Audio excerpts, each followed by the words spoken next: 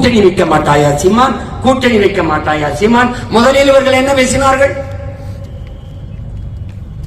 கூட்டணி வைக்கவில்லை என்றால் உங்கள் கூட வருகிற உங்களை நம்பி வர்ற பிள்ளைகள் சோர்ந்து விட மாட்டார்களா? விடமாட்டார்கள்.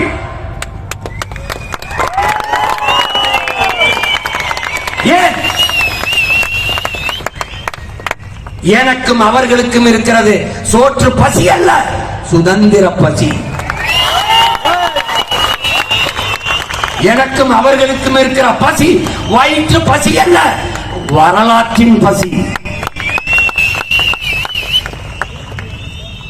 1000 ஆண்டுகளுக்கு மேலே எமது முன்னவர்கள் தூக்கி சுமந்து வந்த விடுதலை பசி, பெருங்கனவு, அறம் சார்ந்த மறவர்களின் ஆட்சி என்ற புனித கனவு பசி.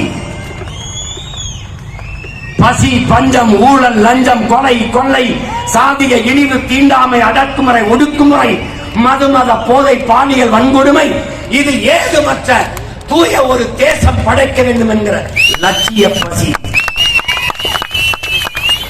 கூட்டணி இல்லாமல் எப்படி வெல்வாய் என்று கேட்கிற பெருமக்களே, கொள்கை இல்லாமல் எப்படி வெல்வாய் என்று ஒரு முறை கூட நீங்கள் கேட்காதது ஏன்?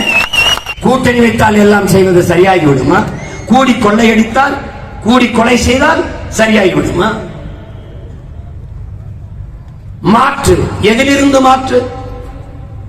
யாரிடமிருந்து மாற்று? எப்படிப்பட்ட மாற்று? மாற்று மாற்று என்று வந்தவர்கள் எல்லாம் இந்த திமுக, அதிமுக, இந்த காங்கிரஸ், பிஜேபியோட கூட்டணி வைத்து வைத்து வைத்து ஏமாற்றாக போனதுதான் மிச்சம். என் நிலத்தின் உரிமை என்ன இருக்கிறது? கல்வி, மானுட உரிமை, மாநில உரிமை பறித்துக் கொண்டு போனது யார்? காங்கிரஸ், அம்மையார் இந்திரா காந்தி. கொண்டு போகும்போது வேடிக்கை பார்த்து பார்த்தது யார்? இதே திமுக.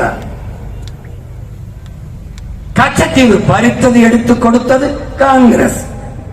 ஆட்சியில் இருந்து வேடிக்கை பார்த்தது இதே திமுக. பறித்தான், பறி கொடுத்தவன். எப்படி?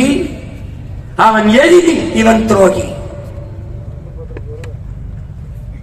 இதை வேடிக்கை பார்த்து நின்றவன் யார்? இந்த கட்சிகள் தான்.